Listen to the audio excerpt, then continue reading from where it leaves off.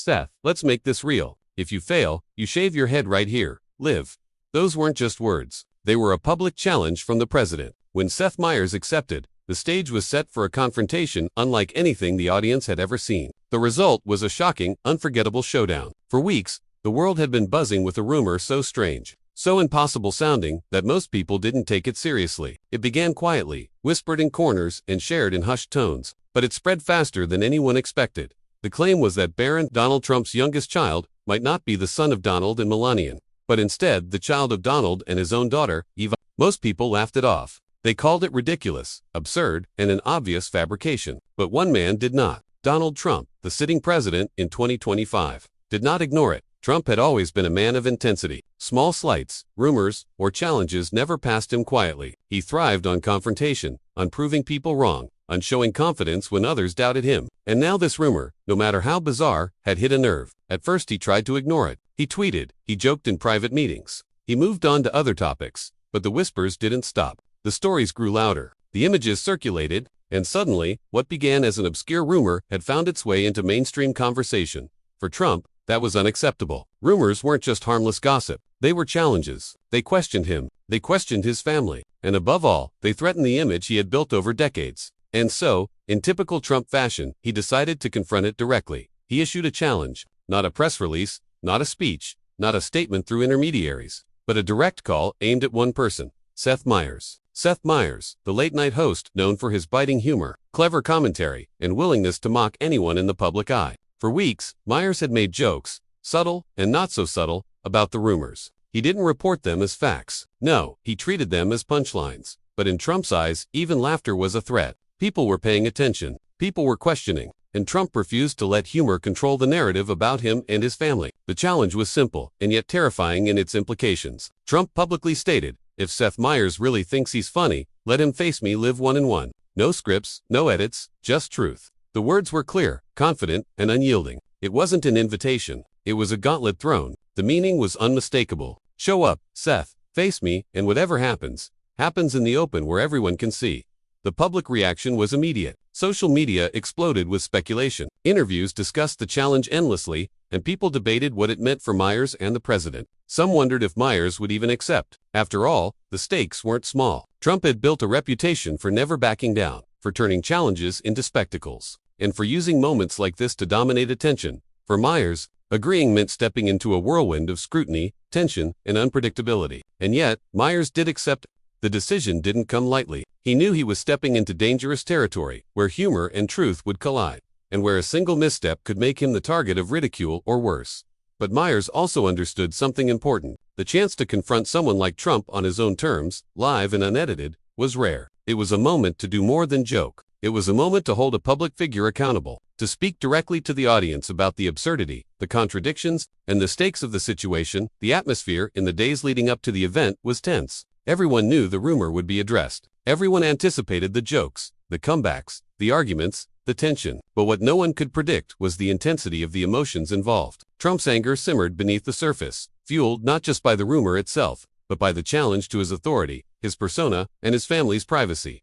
For Trump, this wasn't a comedy sketch. It wasn't light entertainment. It was a test of power, control, and perception. Meanwhile, Seth Meyers prepared in his own way. He read reports, collected clips, and rehearsed, not just jokes, but strategies. He thought carefully about what to say, how to say it, and how to react. Every word mattered. Every expression, every pause, every choice of timing could tip the balance. The challenge was no longer about humor alone. It had become about nerves, judgment, and public perception. As the day approached, anticipation reached a fever pitch. People who had once dismissed the rumor were now watching closely, not because they believed it, but because they were drawn to the tension, the uncertainty, the possibility of witnessing something unprecedented. There was an electric feeling in the air, a sense that once this confrontation began, nothing would be the same. Trump's decision to confront the rumors so directly, and Meyers' choice to accept, created a rare cultural moment. Two figures, both confident and unafraid, stood at opposite ends of a stage. One was driven by anger, the other by wit. The public could feel it even before the cameras turned on. This was more than a rumor, more than comedy, more than politics. It was a collision of personalities, stakes, human emotion, and truth itself. The stage was set, the gauntlet had been thrown, the challenge had been accepted, and for everyone waiting, one thought echoed in their minds: whatever happened next would be unforgettable.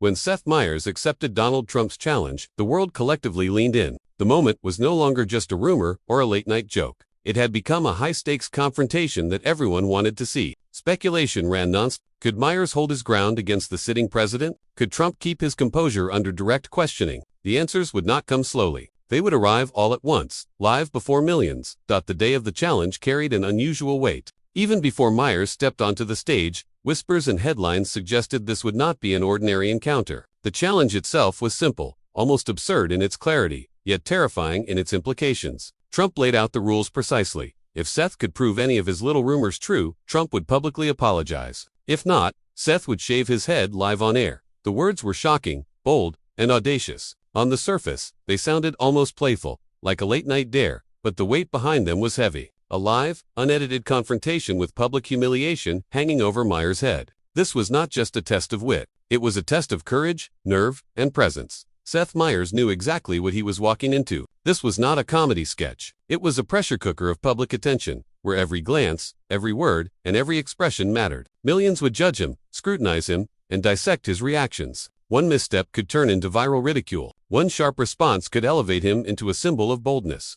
There was no margin for error, but there was opportunity to confront authority, challenge power, and turn a rumor into a serious conversation about accountability.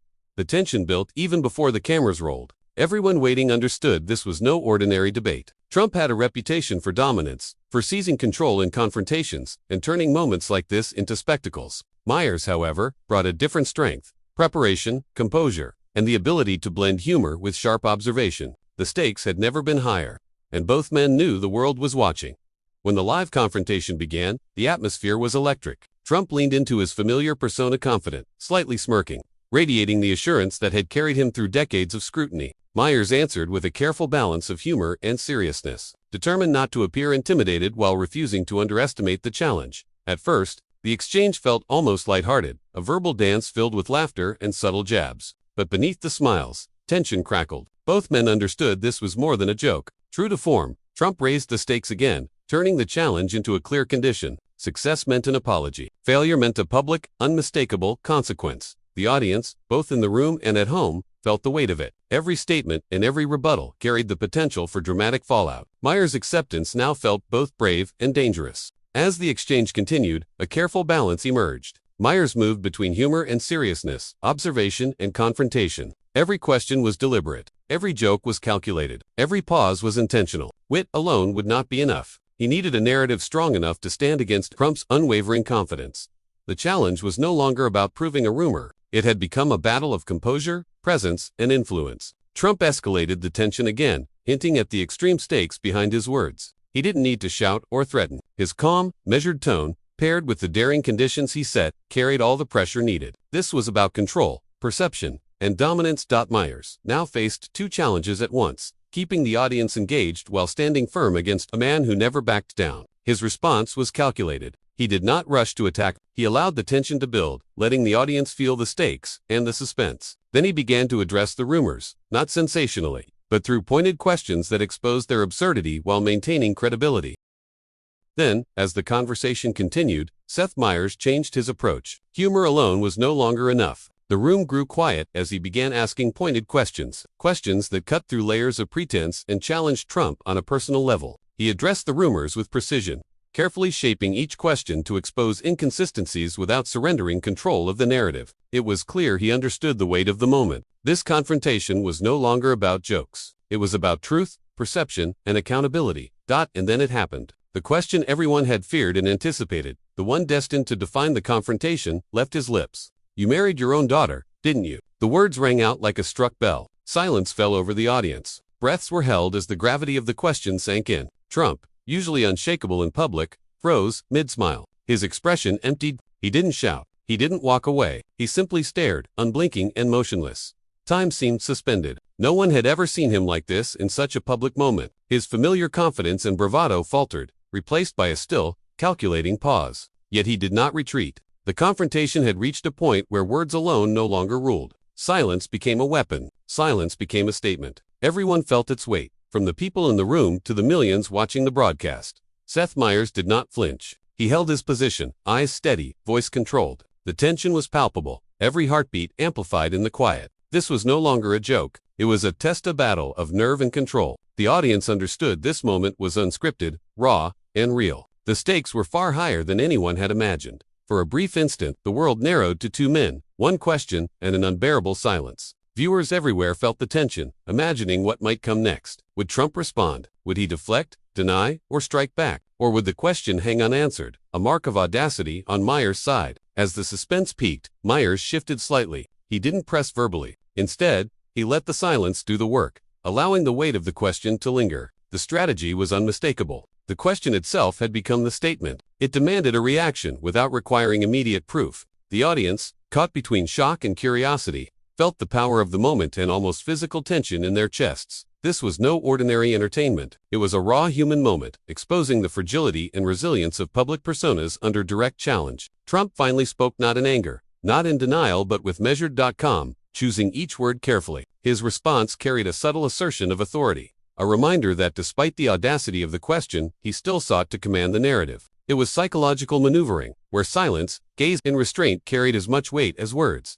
Meyers remained composed. He understood that the power of the confrontation lay not only in the question, but in timing, pacing, and perception. He had forced a reaction, revealed vulnerability, and stayed steady. Humor had brought them here, but courage and strategy made the moment unforgettable. As the exchange continued, the audience realized they were witnessing something rare. A public figure accustomed to control being confronted directly. Defenses stripped away, forced to respond in real time. The tension was an intense blend of disbelief, curiosity, and anticipation. Every second felt like it could tip into chaos or revelation.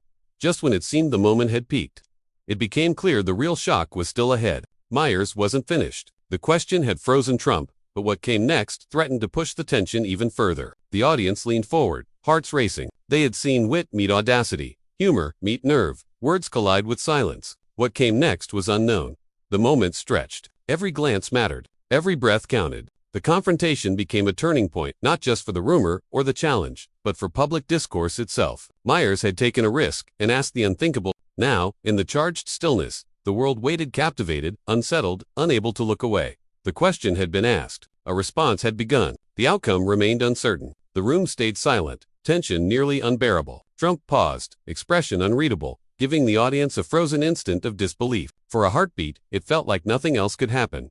Then Meyers leaned forward, reached beneath the desk, and pulled out something that widened eyes and stole breath. It was a large framed photograph. At first glance, it seemed ordinary. Then the impossible became clear. The image showed Donald Trump and Ivanka dressed as bride and groom, smiling as if captured in a wedding moment. It was shocking, impossible, and impossible to ignore. The room gasped as one. The air crackled with disbelief, fear, and curiosity. No one had expected this. The rumor, whispered and dismissed for weeks, was suddenly given visual form. Even knowing it could be fabricated, the impact was immediate and visceral. The audience didn't just see a picture, they saw weeks of speculation and tension condensed into a single, startling moment.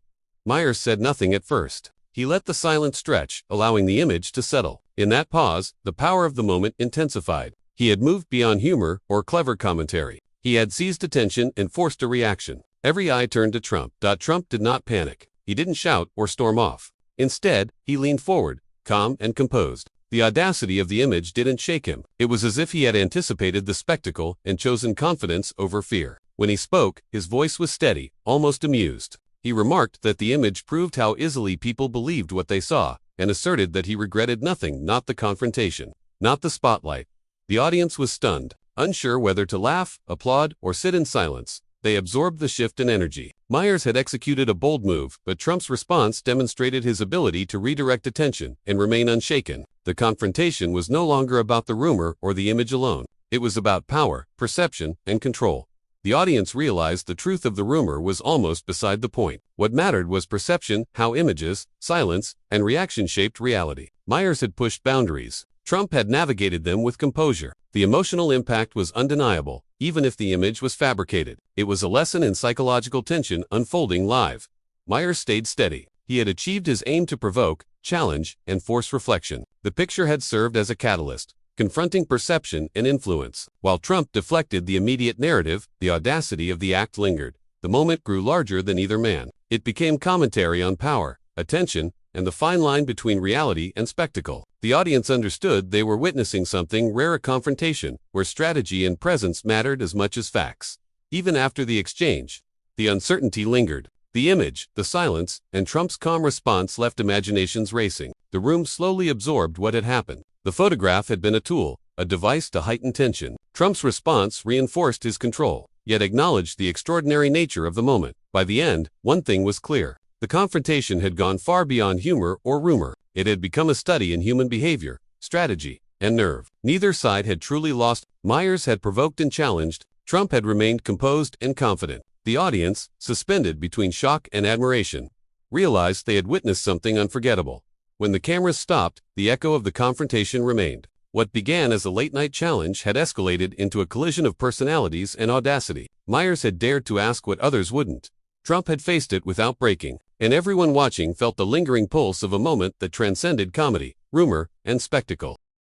It had become a study in influence and perception. Meyers demonstrated that courage, wit, and clarity could provoke reflection and reaction. Trump showed that confidence, composure, and presence could redirect the narrative and maintain authority even under extreme pressure. Together, they created a moment that was both shocking and instructive. As the audience processed what had unfolded, the broader implications began to surface. People recognized that the confrontation revealed something deeper about human behavior, communication, and public discourse. It showed that rumors, no matter how outrageous, carry power, but so do those who confront them and those who respond with calculated calm. It became a lesson in perception, strategy, and the unexpected intersections of truth, fiction, and narrative. The aftershocks extended beyond the studio. Conversations erupted at dinner tables, in offices, and among friends and families. People debated the audacity of Meyers' question, the strength of Trump's response, and the meaning behind the shocking image. Everyone tried to make sense of the moment, yet its impact resisted simple explanation. It lived in the tension, the reactions, and the unanswered questions it left behind. The moment served as a reminder that, in life, as in this confrontation, clarity and courage often collide with strategy and presence, producing outcomes that are as compelling as they are complex. For Meyers, the aftermath brought a mix of relief and accomplishment. He had navigated a dangerous situation, held his ground, and challenged a powerful figure in a way that was memorable and impactful. He tested his wit, his nerve, and his ability to command attention under pressure. Even though the rumor was never proven true, confronting it made a statement. Audacity and preparation can create moments that leave lasting impressions, even in the face of formidable authority. Trump, meanwhile, reinforced his reputation for control. His calm response, refusal to be rattled, and decision to walk away left a lasting mark. He transformed a potentially explosive moment into a demonstration of confidence and dominance. Though pushed into unfamiliar territory, he asserted his narrative, reminding observers that presence, poise, and timing can be as powerful as words.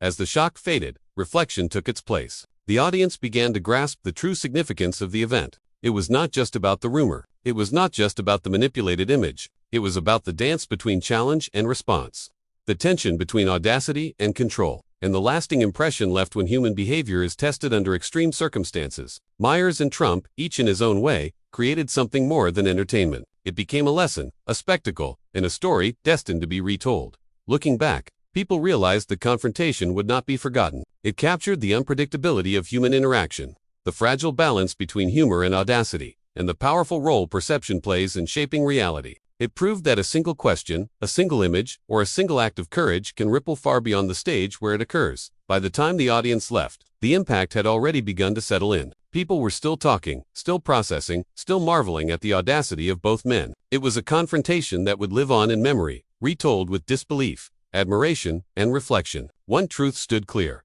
The aftermath was as powerful, instructive, and unforgettable as the confrontation itself.